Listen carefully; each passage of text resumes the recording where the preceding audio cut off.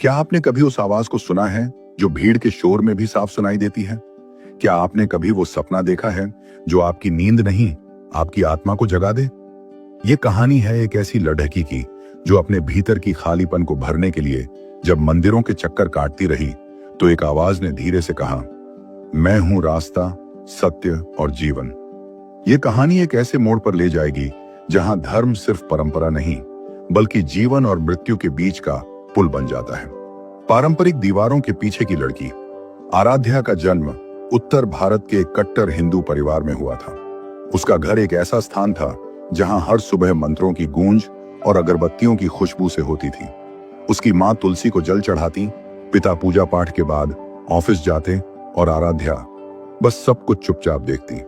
बचपन से उसे सिखाया गया था कि भगवान कई रूपों में हैं, ब्रह्मा, विष्णु, महेश, दुर्गा, लक्ष्मी, काली। हर त्योहार पर अलग पूजा, हर सोमवार व्रत, हर साल नया कोई मंत्र। लेकिन उसके भीतर एक सवाल धीरे धीरे अंकुरित हो रहा था, अगर भगवान इतने सारे हैं तो क्या कोई एक भी ऐसा है जिसे मैं जान सकूं, महसूस कर सकूं? यह सवाल उस समय गहरा हुआ जब वो 16 साल की थी और उसने पहली बार अपनी दादी को मरते देखा। दादी दिन रात पूजा करती थी, लेकिन जब मृत्यु आई तो उनका चेहरा डर से पीला पड़ गया था। आराध्या को वो पल आज तक नहीं भूला। अगर उन्होंने जीवन भर पूजा की तो मृत्यु में शांति क्यों नहीं मिली? सपनों में दस्तक। एक रात एक अजीब सपना आया। वह एक अंधेरे जंगल में थी, चारों ओर डरावनी आवाजें और वो भाग रही थी। तभी एक प्रकाश की किरण उस पर पड़ी और उसने एक आवाज सुनी, डर मत, मैं हूं। उसने पीछे मुड़कर देखा। कोई व्यक्ति सफेद वस्त्रों में खड़ा था, आंखों में करुणा और चेहरा तेज से दमक रहा था। वह चौंकी। आप कौन हैं? उसने मुस्कुराकर कहा, तू मुझे नहीं जानती, पर मैं तुझे जानता हूं, बहुत पहले से। आराध्या की नींद खुल गई। उसका दिल जोर जोर से धड़क रहा था। उसने खुद से कहा, यह कौन था? ऐसा अनुभव कभी नहीं हुआ। वो दोस्त जो अलग थी, कॉलेज में एक नई दोस्त बनी, रेशमा। वह शांत, विनम्र और गहराई से सोचने वाली लड़की थी। सबसे अलग बात यह थी कि वो किसी पूजा या मंदिर की बात नहीं करती थी, लेकिन उसमें एक तरह की स्थिरता थी, शांति थी। एक दिन कैंटीन में बैठे हुए रेशमा ने उससे पूछा, तू कभी अकेलापन महसूस करती है जब सब कुछ होते हुए भी कुछ अधूरा लगे? आराध्या ने चौंक कर कहा, हर दिन। लेकिन तूने कैसे जाना? रेशमा ने मुस्कुराकर बाइबल निकाली और एक वाक्य पढ़ा, तू मुझे खोजेगा और पाएगा जब तू अपने पूरे मन से मुझे खोजेगा। यिर्मयाह 29:13। आराध्या ने पूछा, यह किसका वचन है? रेशमा बोली, यीशु मसीह का। वह न केवल परमेश्वर है बल्कि तुझसे व्यक्तिगत प्रेम करता है। पहली बार बाइबल के पन्नों से साक्षात्कार। रेशमा ने उसे एक छोटी बाइबल दी। आराध्या ने बेमन से उसे अपने बैग में रख लिया। लेकिन उस रात फिर वही सपना आया, वही जंगल, वही प्रकाश, वही आवाज। अब समय है मुझे जानने का। उसने उठकर बैग से बाइबल निकाली और पढ़ना शुरू किया। उसकी आंखें रुक गईं इस वचन पर, मैं मार्ग हूं, सत्य हूं और जीवन हूं। मेरे बिना कोई पिता के पास नहीं आता। यूहन्ना 14:6। उसके हाथ कांपने लगे। कौन है ये मेरे सपने से मिलता जुलता क्यों लग रहा है? पहली प्रार्थना, अनकहा संवाद। उसी रात आराध्या ने पहली बार बिना किसी मूर्ति, बिना किसी विधि विधान के सिर्फ एक शब्द कहा, यीशु, अगर तू सच में है तो मुझे सच्चाई दिखा। उसके कमरे में कोई भौतिक चमत्कार नहीं हुआ, लेकिन उसके भीतर शांति की लहर दौड़ गई। उसकी आंखों से आंसू बहने लगे, लेकिन किसी दर्द के कारण नहीं। वो आंसू राहत के थे, पहचान के थे। शुरू हुआ विरोध। कुछ ही दिनों में उसकी मां ने बैग में से बाइबल देख ली। गुस्से से मां ने कहा, यह क्या है? क्या तू धर्म बदलने वाली है? हम सबको शर्मिंदा करेगी। पिता ने उसे चेतावनी दी, हमने तुझे अच्छे संस्कार दिए हैं, ईसाई बनना है तो घर छोड़ दे। वो स्तब्ध रह गई, पर रेशमा ने उसे एक और वचन दिया, यदि वे तुझे सताए तो तू आनंद मना, क्योंकि तेरी मजदूरी स्वर्ग में बड़ी है। मत्ती 5:11 और 12। यीशु का नाम, सुरक्षा की ढाल। कुछ हफ्तों बाद एक और चौंकाने वाली घटना हुई। वह रात को एक तेज बुखार में कांप रही थी, शरीर ठंडा और सांसें उखड़ी हुई। घर वाले उसे मंदिर ले जाने लगे, पर उसके होंठों पर सिर्फ एक शब्द था, यीशु। अगली सुबह जब वह उठी तो उसका बुखार गायब था। डॉक्टर ने कहा, मेडिकल रीजन तो कुछ खास नहीं, अजीब है। उसे समझ आ गया, वह अब अकेली नहीं है। अंत नहीं, शुरुआत है ये। इस भाग का अंत एक पंक्ति से होता है जो आराध्या के दिल में गूंज रही थी। अब मैं जानती हूं कि मेरा उद्धारकर्ता जीवित है। हालांकि राह अभी लंबी थी। परिवार का विरोध, समाज की निगाहें और उसके मन का संघर्ष, ये सब अभी बाकी था। लेकिन उसने पहला कदम रख दिया था और ये कदम अब पीछे नहीं मुड़ेगा। अनकही पुकार, एक आत्मा की खोज। भाग 2, आस्था की अग्नि परीक्षा, जब सबने साथ छोड़ा। कई बार ऐसा होता है कि जब हम सच्चाई को पकड़ लेते हैं तो संसार हमें छोड़ देता है, पर जब पूरा संसार हमें छोड़ दे और फिर भी हमारा हृदय शांत रहे, तब जान लो कि वो सच्चाई सिर्फ ज्ञान नहीं, परमेश्वर स्वयं है। आराध्या ने यीशु को जाना था, मगर उसे अभी परखा जाना बाकी था। यह भाग उसकी अग्नि परीक्षा की कथा है। घर की चुप्पी और दिल का शोर। यीशु को जानने के बाद आराध्या के जीवन में एक नई रोशनी तो आई थी, पर साथ में गहरी परछाइयां भी। उसका घर अब घर नहीं रहा था। एक ऐसा स्थान बन गया था जहां हर शब्द ताना बनकर गिरता और हर मौन चीख के जैसा लगता। मां बात नहीं करती थी। पिताजी की नजरें तलवार की तरह चुभती थीं। छोटे भाई ने स्कूल में उसका मजाक उड़ाना शुरू कर दिया था। मगर इन सबसे अधिक पीड़ा उसे तब हुई जब उसकी सबसे करीबी सहेली श्रुति ने उसे खुलेआम कहा, तू पागल हो गई है क्या? हमारे देवी देवताओं को छोड़कर किसी विदेशी ईश्वर को मान रही है। आराध्या ने बस इतना कहा, मैंने किसी धर्म को नहीं छोड़ा, मैंने उस सत्य को पाया है जिसे मेरा मन बरसों से ढूंढ रहा था। कॉलेज की बदली हवा। कॉलेज में अब वह अकेली हो चुकी थी। पहले जहां वह दोस्तों की भीड़ में होती थी, अब वह लाइब्रेरी में बाइबल के पन्नों में छुपी रहती। कुछ लड़कियां उसे देख फुसफुसाती, यीशु वाली आ गई, इसका ब्रेन वॉश हो गया है, मिशनरियों ने पकड़ लिया इसे। रेशमा ही उसकी एकमात्र सहारा बनी रही। वह कहती, आराध्या, याद रख, जब तू यीशु के लिए ठुकराई जाती है तब तुझे उसका सबसे गहरा प्रेम मिलता है। रात्रि सभा और पहचानी पुकार। रेशमा ने एक रात्रि सभा में आराध्या को आमंत्रित किया। वहां का माहौल ही अलग था। कोई मूर्ति नहीं, कोई आरती नहीं, बस गीत थे, प्रार्थनाएं थीं और दिल से निकली हुई गवाही। जब वहां एक वृद्ध स्त्री मंच पर आकर बोली, मैं कैंसर से मर रही थी लेकिन यीशु ने मुझे नई जिंदगी दी, तो आराध्या की आंखों से आंसू बह निकले। फिर पास्टर ने मंच से पुकारा, क्या कोई है जो यीशु को अपने जीवन का उद्धारकर्ता स्वीकार करना चाहता है? आराध्या का दिल जोर से धड़क उठा। वह उठी और पहली बार खुलकर कह दिया, हाँ, मैं यीशु मसीह को मेरा प्रभु और मेरा बचावकर्ता मानता हूं। तूफान की शुरुआत। इस घटना के कुछ ही दिन बाद उसकी तस्वीर चर्च में किसी ने सोशल मीडिया पर डाल दी। तूफान अब घर के दरवाजे पर खड़ा था। पिता ने उस रात खाना नहीं खाने दिया। मां रोने लगी और बोली, तू हमारा नाम डुबो रही है, क्या हमारी परवरिश में कमी थी? पड़ोसियों ने ताना मारा, अब ये विदेशी धर्म फैलाएगी, इसको तो पंचायत के सामने पेश करो। घर में बैठक बुलाई गई। रिश्तेदार आए। चाचा बोले, अगर ये लड़की अब भी अपनी जिद पर अड़ी रही तो इससे रिश्ता तोड़ देना चाहिए। मानसिक कैद। उसे घर से बाहर निकलने नहीं दिया गया। फोन ले लिया गया। बाइबल फाड़ दी गई। पिता ने कहा, जब तक तुझसे यीशु का भूत नहीं निकलेगा तब तक तू इस घर में बंद रहेगी। उसे दिन रात पूजा पाठ सुनाया जाने लगा। तांत्रिक को भी बुलाया गया। एक रात उसे कमरे में बंद कर दिया गया और दरवाजे पर तंत्र मंत्र की राख फेंकी गई।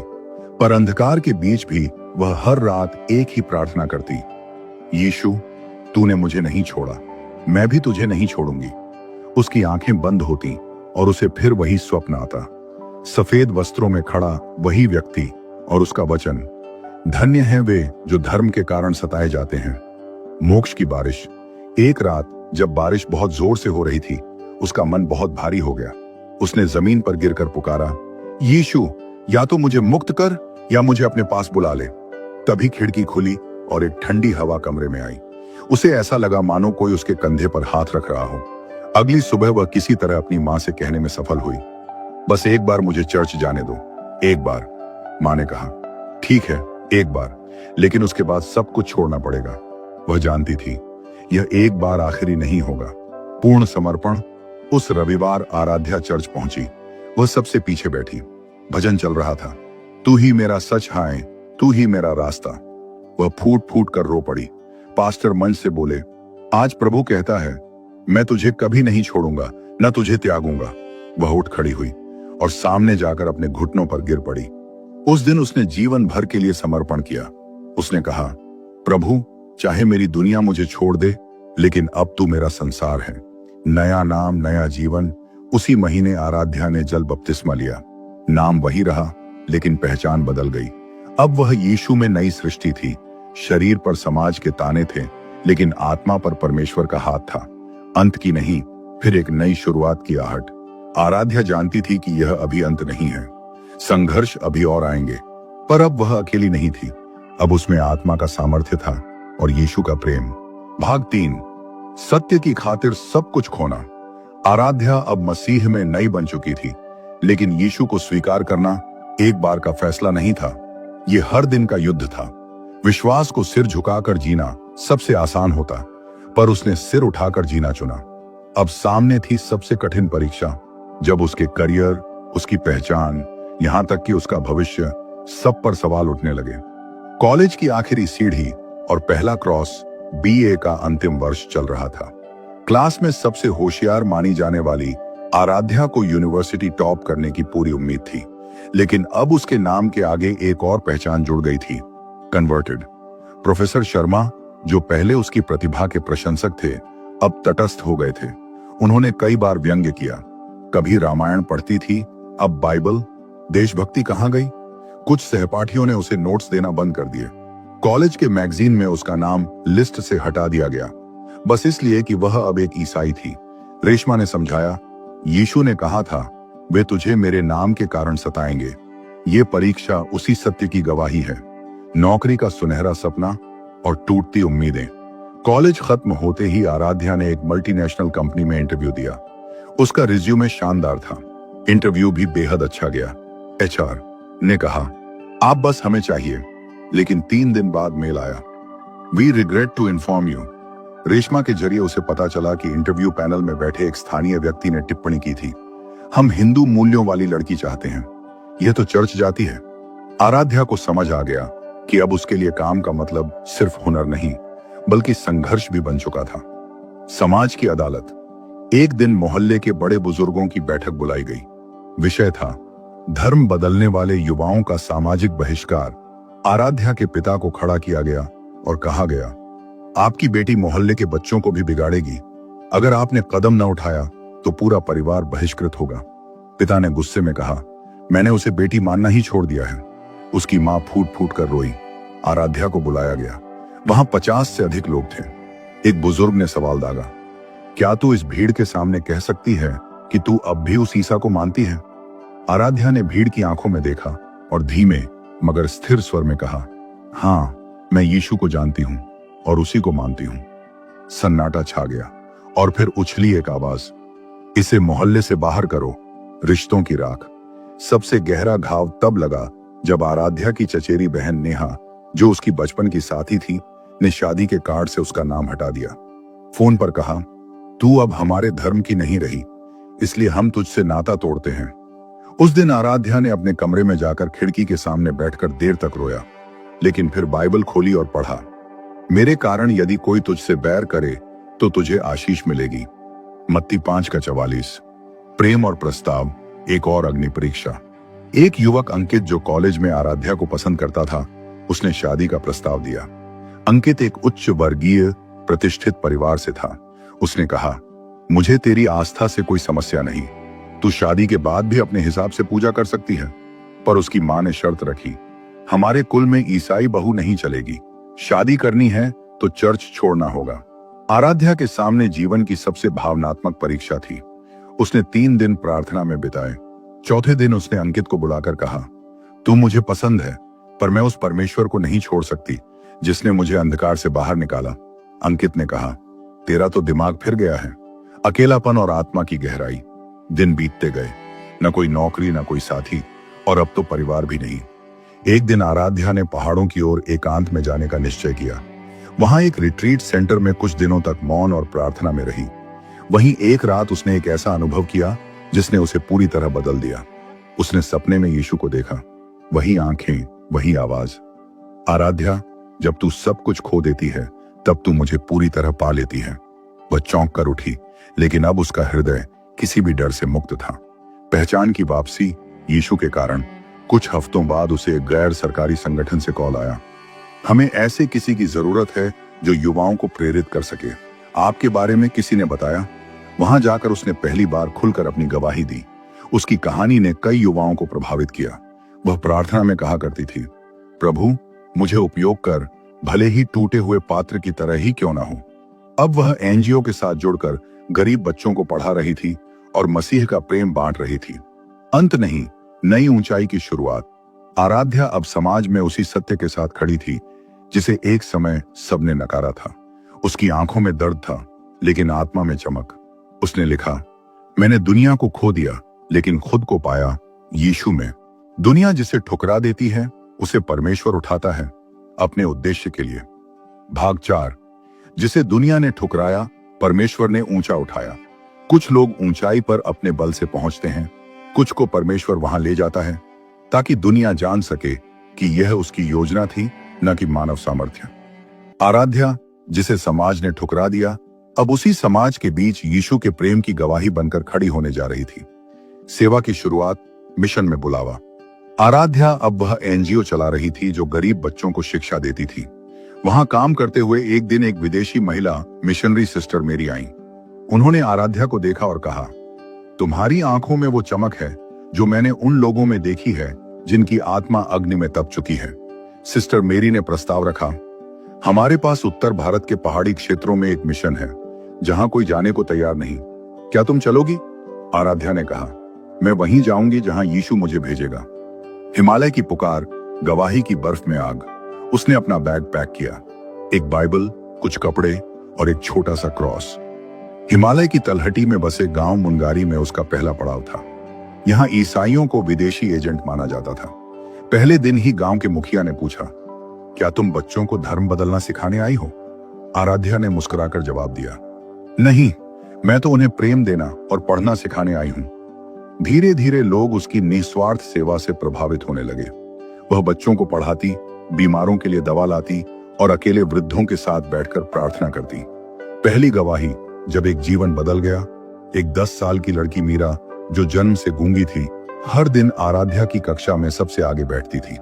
एक दिन प्रार्थना के बाद मीरा की आंखों से आंसू बहने लगे। आराध्या ने उसके सिर पर हाथ रखा और मन में प्रार्थना की, यीशु तू बोल जिसमें आवाज नहीं है। 2 हफ्ते बाद मीरा ने पहली बार बोला, दीदी। गांव में खलबली मच गई। कुछ लोगों ने इसे चमत्कार कहा, कुछ ने धोखा, पर मीरा की मां ने कहा, मैंने देखा है इस लड़की को प्रार्थना करते हुए। ये खेल नहीं, सच है। खतरे का सामना, एक और बार परीक्षा। गांव के पुजारी और कुछ कट्टरपंथियों को यह सब रास नहीं आया। एक रात मिशन स्कूल में आग लगा दी गई। आराध्या वहीं थी। वह बच्चों को बाहर निकालती रही, खुद धुएं से बेहोश हो गई। जब होश आया तो उसने देखा सिस्टर मेरी पास बैठी थी और कहा, तुम्हारे साथ मसीह खड़ा था। आराध्या। पुलिस रिपोर्ट दर्ज नहीं हुई, कोई मदद नहीं मिली, पर गांव की आम जनता अब उसके पक्ष में खड़ी हो गई थी। बुलावा, जब मंच बन गया गवाही का। कुछ महीनों बाद एक क्रिश्चियन यूथ कॉन्फ्रेंस में उसे स्पीकर बनने का बुलावा मिला। हजारों युवा उसकी गवाही सुनने के लिए आए। स्टेज पर खड़ी होकर उसने कहा, मैं धर्म नहीं बदलने आई थी, मुझे सच्चाई ने बदल दिया। मैंने यीशु को नहीं चुना, उसने मुझे चुना। भीड़ में कई युवा रो रहे थे। उसके शब्दों ने न जाने कितनों की आत्मा को छू लिया। टेलीविजन पर गवाही जब सारी दुनिया ने सुना, एक दिन एक ईसाई चैनल से कॉल आया, हम आपकी गवाही को लाइव दिखाना चाहते हैं। स्टूडियो में कैमरों के बीच वह फिर वही कहानी कह रही थी, कैसे एक मंदिर जाने वाली लड़की ने एक दिन यीशु को जाना। उसने कहा, मैंने अपने माता पिता, अपने सपने, अपने रिश्ते, सब कुछ खोया, लेकिन यीशु को पाकर सब कुछ पा लिया। वह वीडियो वायरल हो गया, लाखों लोगों ने देखा और हजारों ने ईमेल किया। आपने हमें हिम्मत दी है। एक अप्रत्याशित पुनर्मिलन। जब पिता का दिल बदला, उस रात एक कॉल आया, आराध्या। वह आवाज पहचान गई, उसके पापा। मैंने तेरा इंटरव्यू देखा, तू रो रही थी और मेरा दिल टूट गया। एक लंबा मौन, फिर आवाज आई, क्या यीशु मुझसे भी प्रेम करता है? आराध्या फूट फूट कर रो पड़ी।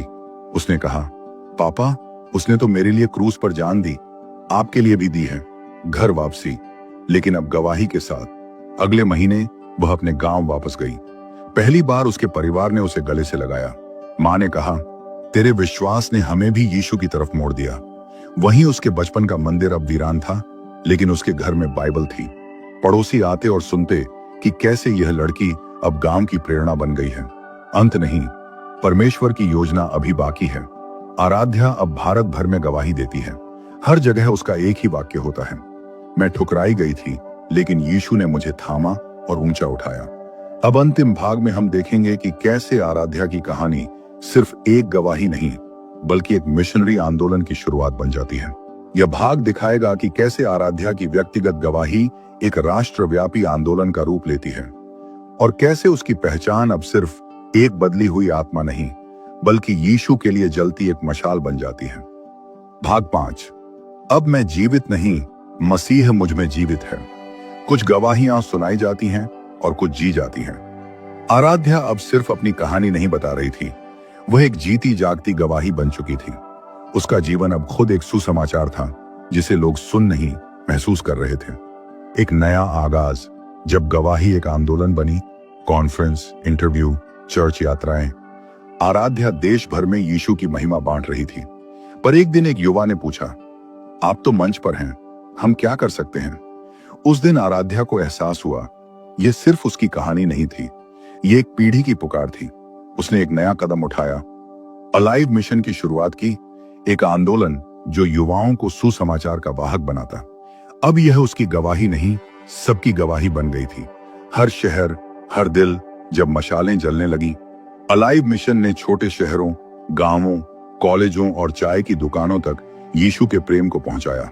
हर जगह युवा एक साथ आकर कहते, अब मैं जीवित नहीं, मसीह मुझ में जीवित है। कुछ नाटक करते, कुछ गाना गाते, कुछ सड़कों पर प्रार्थना करते। आराध्या हर जगह जाती और कहती, तुम्हारी कहानी मायने रखती है, क्योंकि परमेश्वर उसमें अपना उद्देश्य रखता है। जेलों के दरवाजे जब गवाही बंधनों को तोड़ती है। एक बार एक महिला जेल में गवाही देने गई। उसका नाम श्वेता था, अलाइव मिशन की एक सदस्य। उसने आराध्या से सीखा था कि जब तू टूटा होता है, तब मसीह तुझ में सबसे ज्यादा जीवित होता है। उस दिन श्वेता ने एक महिला कैदी के सामने कहा, मैं भी एक अपराधी थी, आत्महत्या की सोचने वाली, लेकिन अब मसीह मुझ में जीवित है। उस जेल में 7 महिलाएं यीशु पर विश्वास ले आईं। गवाही अब कैद में भी मुक्त कर रही थी। जब विरोधी मसीही बन गए, अलाइव के खिलाफ विरोध शुरू हुए। कुछ राजनीतिक संगठनों ने कहा, यह युवा पीढ़ी को बिगाड़ रहा है। एक मीटिंग में आराध्या के साथ हाथापाई तक की कोशिश हुई, लेकिन वह शांत रही। 1 महीने बाद उसी समूह का एक नेता आया और बोला, तुम्हारा संयम मेरी आत्मा को तोड़ गया। क्या वो मसीह मेरे लिए भी है? आराध्या ने मुस्कुराकर कहा, उसने तो अपने शत्रुओं के लिए भी प्रार्थना की थी, आप उनके लिए प्रिय हो। गवाही अब विरोधियों को भी झुका रही थी। एक नई पीढ़ी जब गवाही विरासत बन गई। अब अलाइव मिशन के हजारों सदस्य थे, स्कूलों में, अस्पतालों में, फैक्ट्रियों में। हर साल एक गवाही सम्मेलन होता, जहां युवा अपनी कहानियां बांटते। एक लड़की ने कहा, मैं आत्महत्या करने जा रही थी, लेकिन आराध्या की कहानी सुनकर रुक गई। अब मैं स्कूल में बच्चों को सिखाती हूँ कि वो मूल्यवान हैं। एक लड़का बोला, मैं एक गैंग में था, लेकिन अब मैं चर्च में युवाओं का लीडर हूँ। आराध्या की गवाही अब अगली पीढ़ी की पहचान बन चुकी थी। शांति का पुरस्कार, पर वह सिर्फ गवाही मांगती रही। उसे एक अंतर्राष्ट्रीय संस्था से शांति पुरस्कार मिला, पर मंच पर खड़ी होकर उसने कहा, मैंने कुछ नहीं किया, सब यीशु ने किया। जब मीडिया ने पूछा, आपका अगला लक्ष्य क्या है? उसने कहा, मैं नहीं जानती, पर एक बात जानती हूं, मैं अब जीवित नहीं, मसीह मुझ में जीवित है। गवाही अब ग्लोरी नहीं, परमेश्वर की महिमा मांग रही थी। अंतिम मोड़, जब मृत्यु भी गवाही बन गई। कुछ सालों बाद आराध्या को एक गंभीर बीमारी का पता चला, अंतिम चरण की। डॉक्टर ने कहा, अब ज्यादा समय नहीं है, पर उसने युवाओं से कहा, अगर मैं चली भी जाऊं तो मेरी गवाही जीवित रहेगी, तुम में, तुम्हारी आवाजों में। अंतिम वीडियो में उसने कहा, मैं जा रही हूं, पर जो मसीह मुझ में था वह अब तुम में है। मत रुकना, जलते रहो। गवाही अब मृत्यु को भी पीछे छोड़ चुकी थी। जीवित विरासत, जब राख से आंदोलन उठ खड़ा हुआ, आज भी अलाइव मिशन जीवित है। हजारों युवा उसके पद चिन्हों पर चल रहे हैं। हर साल उसकी जयंती पर युवाओं की एक सभा होती है, जहां अंतिम पंक्ति हर एक की जुबान पर होती है, अब मैं जीवित नहीं, मसीह मुझ में जीवित है। तुमने कहानी सुनी, तुमने आंसू देखे, तुमने आराध्या की पुकार को महसूस किया। अब सुनो उसकी आवाज जिसने शुरुआत की और जो अंत से भी परे है। मैं यहोवा हूं जो तुझे जानता है, तुझसे प्रेम करता है और तुझे बुलाता है। मैंने तुझे मां के गर्भ से ही देखा। जब दुनिया ने तुझे ठुकराया, मैंने तुझे थामा।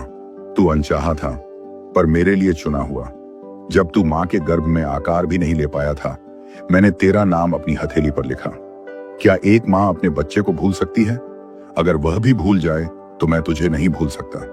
मैंने तेरा रोना सुना अंधेरे में, जब तू अकेले में रोया और किसी ने तुझसे कुछ नहीं पूछा। तब मैं वहीं था, खामोशी में बोलता हुआ। तेरे आंसू मेरे पात्र में इकट्ठे हुए, तेरे दर्द मेरी हथेलियों में घाव बन गए। मैंने तेरे आंसुओं को अपना खून बना लिया और तेरे अपराधों को अपने क्रूस पर टांग दिया। तू मुझे नहीं, मैंने तुझे चुना। तू भटक रहा था पर मेरी नजरें तुझसे हटी नहीं। तूने कहा मैं तो उसे जानता भी नहीं, पर मैं तुझे जानता था। हर उस दिन से जब तूने पहली बार सांस ली, मैंने तुझे अपने लिए चुना, न केवल बचाने के लिए बल्कि तुझे अपना बनाने के लिए। जब तू टूटा तब मैं सबसे पास था। तेरी सबसे बड़ी टूटन में मैंने सबसे निकट होकर तुझे छुआ। तूने सोचा कोई नहीं समझेगा, पर मैंने वह दर्द उठाया जिसे तू शब्दों में नहीं कह पाया। तेरा टूटा हुआ मन मेरे लिए एक बलिदान था जिसे मैंने स्वीकार किया। मैंने तुझे उठाया ताकि तू दूसरों को उठाए। जब तू गिरा मैंने तुझे उठाया, पर सिर्फ इसलिए नहीं कि तू खड़ा हो, बल्कि इसलिए कि तू औरों को थामे। तेरी गवाही सिर्फ तेरी नहीं है, ये मेरी योजना है, ताकि अंधकार में एक मशाल जल सके। मैंने तुझे उठाया ताकि तू मेरी महिमा का वाहक बने। तेरा अतीत नहीं, मेरा प्रेम तुझे परिभाषित करता है। दुनिया तुझे तेरी गलतियों से पहचानेगी, पर मैं तुझे अपने लहू से। तूने जो खोया मैं वह लौटा सकता हूं, पर जो मैंने दिया वह तू कभी खो नहीं सकता। तेरा नाम अब दोषी नहीं, तू मेरा है, खरीदा गया, नया बनाया गया। मेरा प्रेम तुझसे कभी अलग नहीं होगा। लोग बदलेंगे, हालात बदलेंगे, पर मेरा प्रेम नहीं बदलेगा। तू दूर भागेगा, मैं और पास आऊंगा। तू चुप रहेगा, मैं तेरे अंदर बोलता रहूंगा। मैंने तुझे अनंत प्रेम से प्रेम किया है और उसी करुणा से तुझे खींचा है। जो तू नहीं देख पा रहा मैं बना रहा हूं। जब तू हारा हारा महसूस करता है, मैं तेरे लिए योजना बना रहा होता हूं। तेरा संघर्ष व्यर्थ नहीं है, तेरे आंसू मेरी योजना में बीज बनते हैं। जो तू नहीं समझता उस पर विश्वास रख, क्योंकि मैं अंतिम चित्र देखता हूं। तू अकेला नहीं है, मैं तुझ में जीवित हूं। तू कभी यह मत सोच कि तू अकेला है। हर उस समय जब तू थक कर गिरा, मैंने तुझे अपने कांधे पर उठाया। हर उस दिन जब तूने कहा अब नहीं होता, मैंने कहा मैं तुझ में हूं और मैं कभी थकता नहीं। एक दिन तू मुझे आमने सामने देखेगा। तेरा जीवन एक यात्रा है जिसका अंत सिर्फ एक दरवाजा है। उस पार मैं खड़ा हूं, तेरी प्रतीक्षा में। तेरी गवाही, तेरे आंसू, तेरी निष्ठा सब मेरे पास है, और मैं कहूंगा धन्य है तू मेरे प्रिय। आ मेरे आनंद में सहभागी बन। मैं वह हूं जो था, जो है और जो आने वाला है। मैं अल्फा और ओमेगा हूं। जो तुझ में आरंभ किया उसे पूरा करने के लिए विश्वास योग्य हूं। अब यह कहानी तेरी है, अब यह बुलाहट तेरी है। अब तू कह मैं जीवित नहीं, मसीह मुझ में जीवित है।